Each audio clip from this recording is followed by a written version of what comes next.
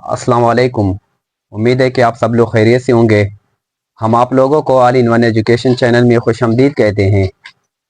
आज lecture number 3 जिसमें हम जा रहे हैं diversity and magnitude of organic compound. मतलब ये कि ऑर्गेनिक कंपाउंड की इतनी ज़्यादा वेराइटीज़ जो है, इतने ज़्यादा ऑर्गेनिक कंपाउंड जो है वो क्यों पाए जाते हैं, और मैग्नीट्यूड मतलब इतने ज़्यादा क्यों हैं, तो इनकी बेसिक रीज़न जो है वो क्या है। तो आइए हम देखते हैं। सबसे पहले ये कल हमने पढ़ा था कि जो हमारे पास ऑर्गेनिक कंपाउंड है उसका मेन स्केलेटन जो है वो है कार्बन। और इन कार्बन में जो है वो कुछ ऐसे खसूसियात हैं जिनकी वजह से ऑर्गेनिक कंपाउंड जो है बहुत ज़्यादा पाए जाते हैं, उनकी तादाद जो है वो बहुत ज़्यादा है, और उन के प्रॉपर्टीज़ जो हैं वो एक दूसरे से क्या है, डिफरेंट है। तो आइए हम चलते हैं, और इसी बुनियाद पर हम ये बातें कह सकते हैं कि कार्बन में जो है ना वो क्या है, यूनिक किस्म के प्रॉपर्टीज़ हैं जो कार्बन को जो है वो मुख्तलिफ बना लेता है दूसरे कंपाउंड से। और इसी वजह से ऑर्गेनिक कंपाउंड जो है वो बहुत ज़्यादा पाए जाते हैं। तो इसमें जो है 6 किस्म की चीज़ें हैं जिसके ज़रिए हम ये कह सकते हैं कि उनकी तादाद बहुत ज़्यादा है। सबसे पहला नंबर जो है वो है टेट्रावेलेंट। क्या? टेट्रावेलेंट मतलब ये कि हम कहीं दिन से पढ़ रहे हैं कि टेट्रावेलेंट, फिर है मोड ऑफ एक्शन, जबकि थर्ड वन है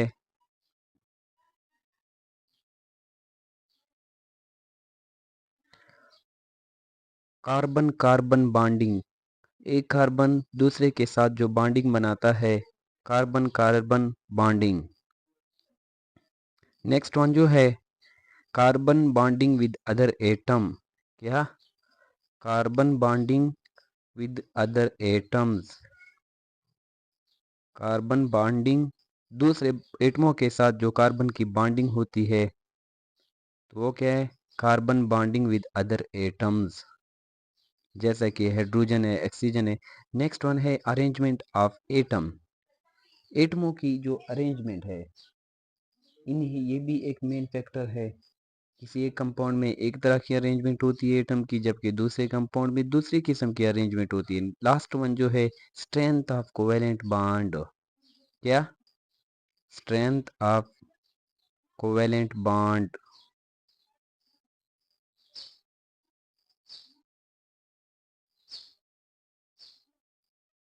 स्ट्रेंथ ऑफ कोवेलेंट बॉन्डिंग।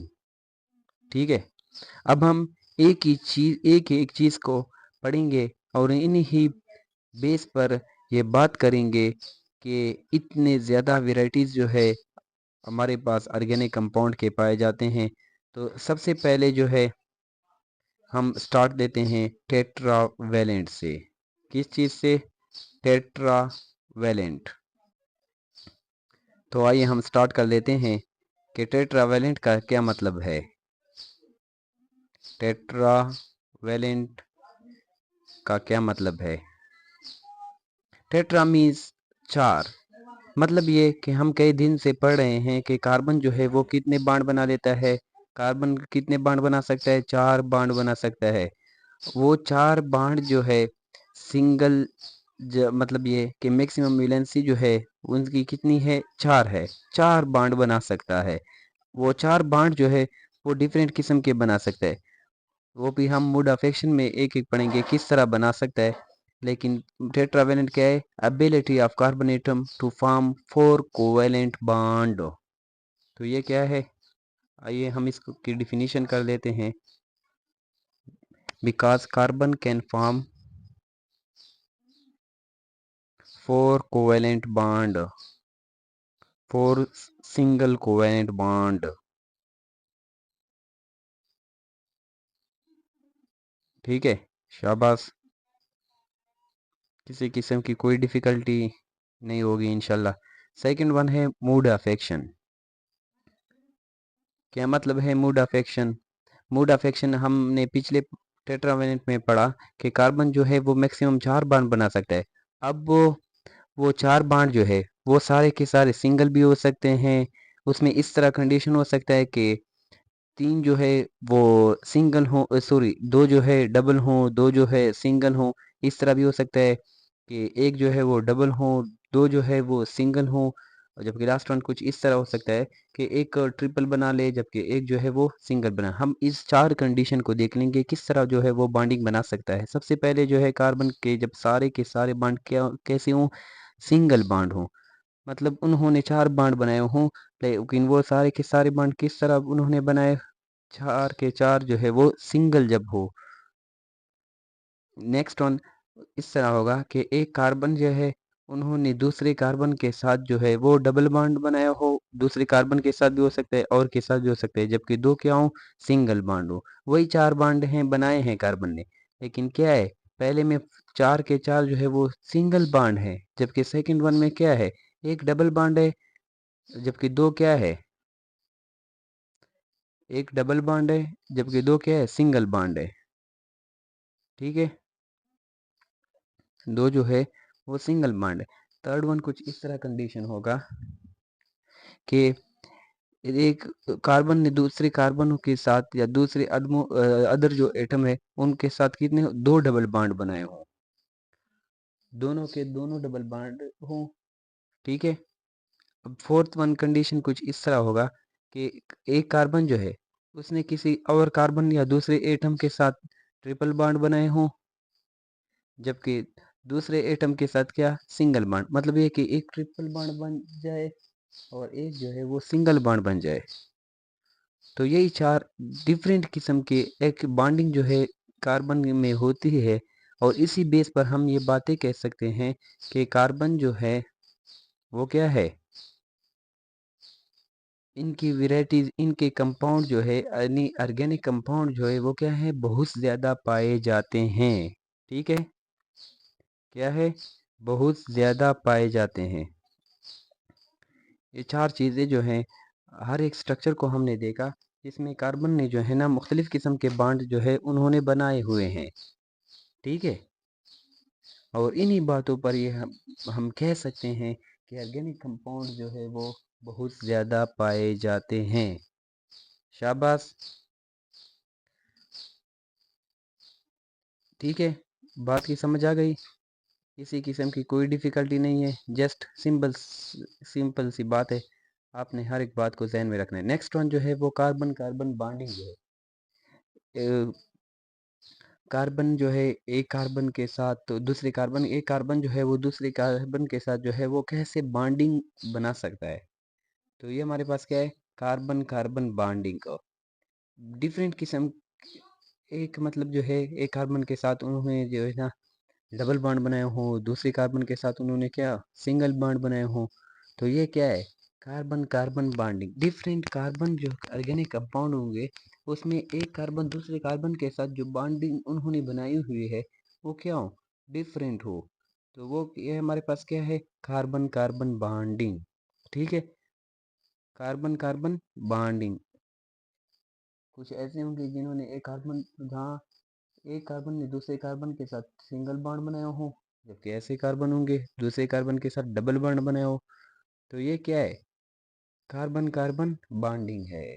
शाबाश, किसी किस्म की कोई डिफ़िकल्टी आपको महसूस ना हो, कोशिश करो हर एक पॉइंट को अच्छे तरीके से कवर करने की कोशिश करें। ठीक है,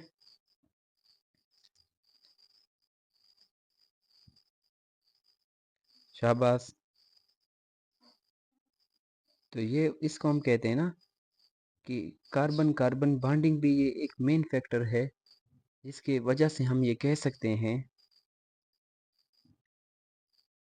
कि ऑर्गेनिक कंपाउंड। दूसरी बात, कार्बन एक कार्बन की दूसरे कार्बन के साथ जो बॉन्डिंग होती है तो इसको हम क्या कहते हैं, कैटिनेशन। कार्बन का दूसरे कार्बन के साथ, तीसरे कार्बन के साथ, चौथे कार्बन के साथ उन्होंने एक लॉन्ग चेन जो है वो बनाया होता है।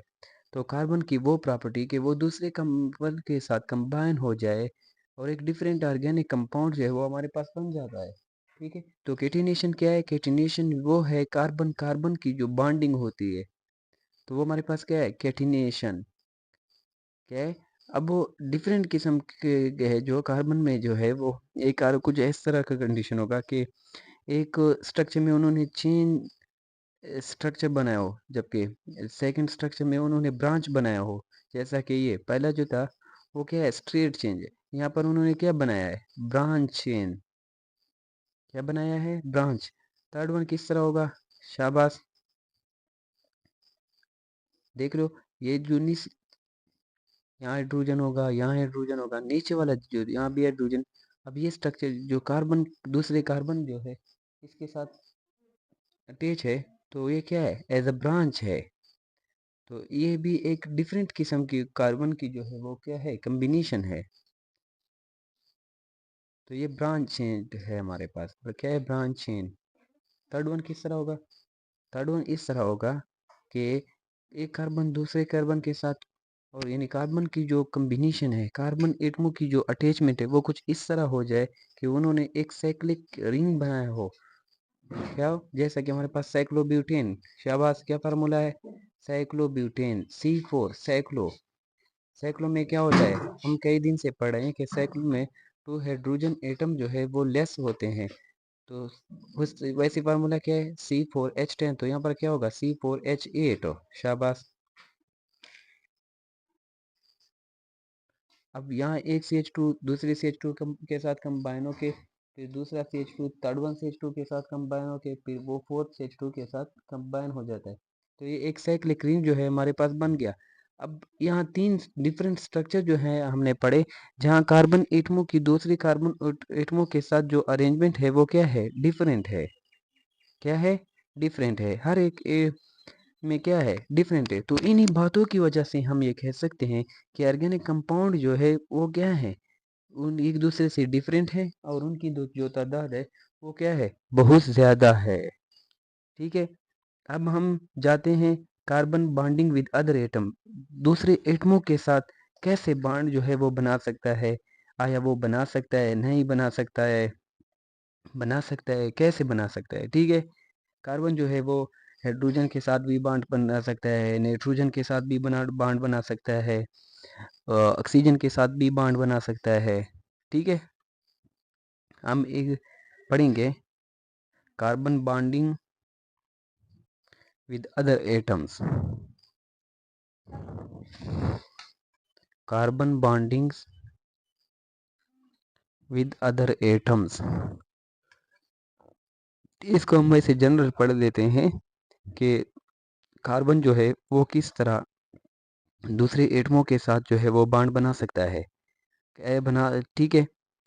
हेट्रोसाइक्लिक कंपाउंड जो है, जैसे कि हमने पढ़े, वो किस तरह थे, हेट्रोसाइक्लिक। ठीक है। डिफरेंट किस्म के थे। वहाँ पर कुछ हमारे पास एक 5 मेंबरिंग था, फ्यूरान। ठीक है। वहाँ पे एक कार्बन जो है वो दूसरे का किसके साथ अटैच था, ऑक्सीजन के साथ। तो ये क्या है, carbon bonding with other atom. ठीक है। एक और स्ट्रक्चर भी हमने पढ़ा था, पैराडीन वाला, जहाँ पे कार्बन जो है वो 6 मेंबरिंग था, बिल्कुल बेंजीन की तरह था। लेकिन फर्क कहाँ पर था, शाबाश, का फर्क कहाँ पर था। एक कार्बन जो है उन्होंने नाइट्रोजन के साथ बॉन्ड बनाया होता है, जबकि एक और भी हमारे पास 5 मेंबरिंग था, थायोफेन। वहाँ पर क्या था, वहाँ पर कुछ इस तरह का कंडीशन था कि एक कार्बन ने जो है वो सल्फर के साथ बॉन्ड बनाया हुआ था। ठीक है। तो इन्हीं बातों की वजह से हम ये कह सकते हैं कि कार्बन में कुछ ऐसी प्रॉपर्टीज हैं कि वो क्या है, दूसरे एटमों में जो है वो नहीं है। Carbon can form bond with other atoms like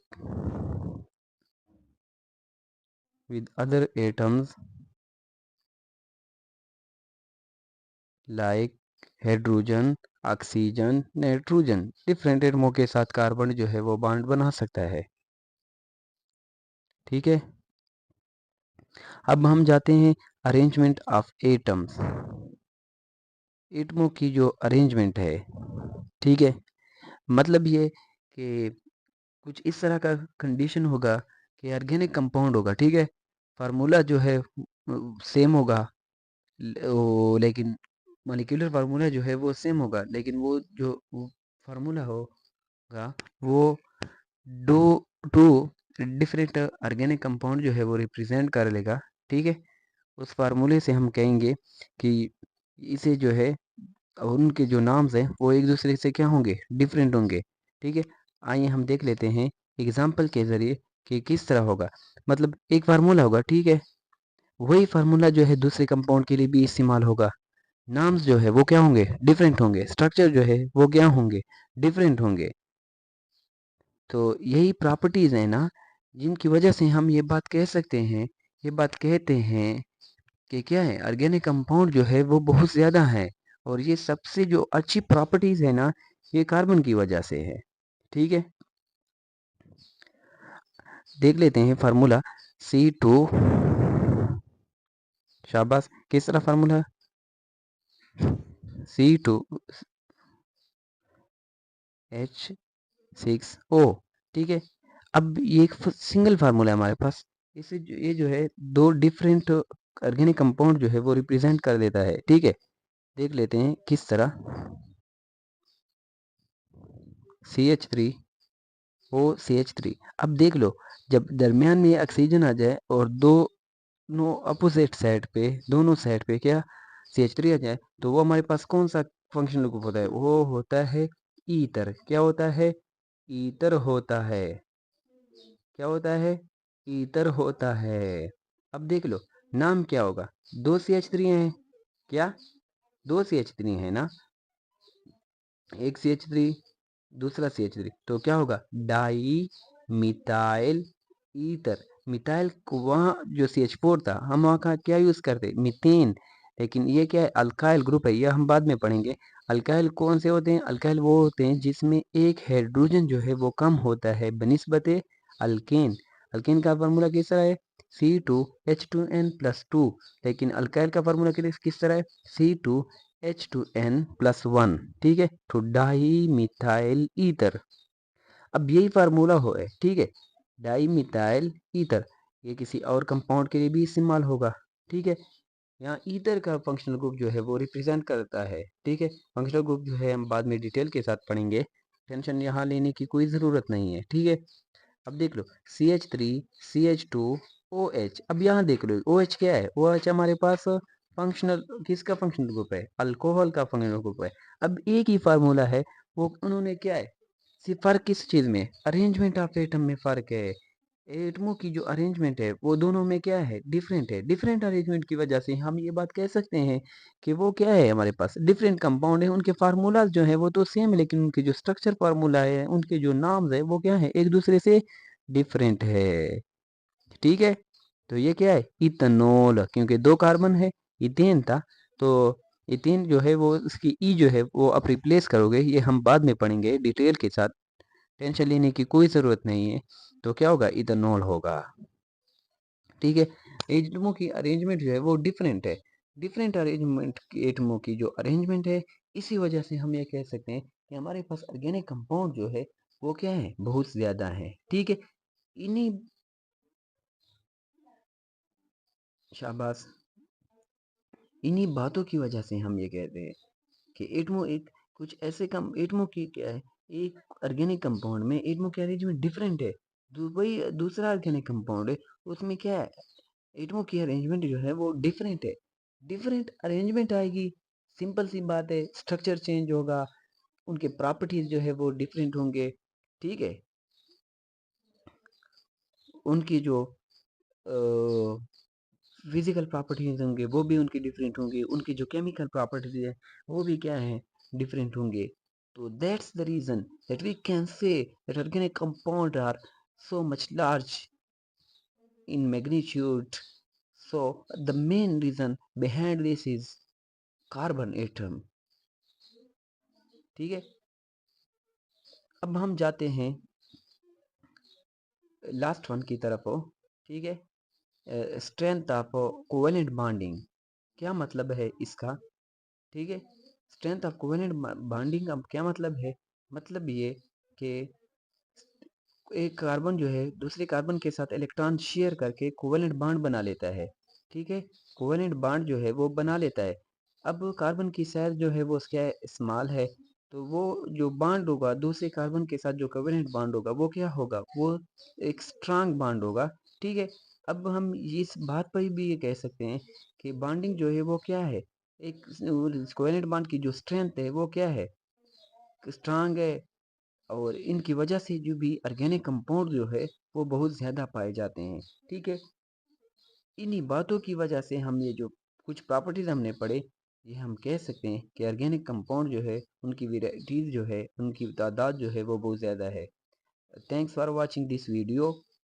अल्लाह हाफिज़।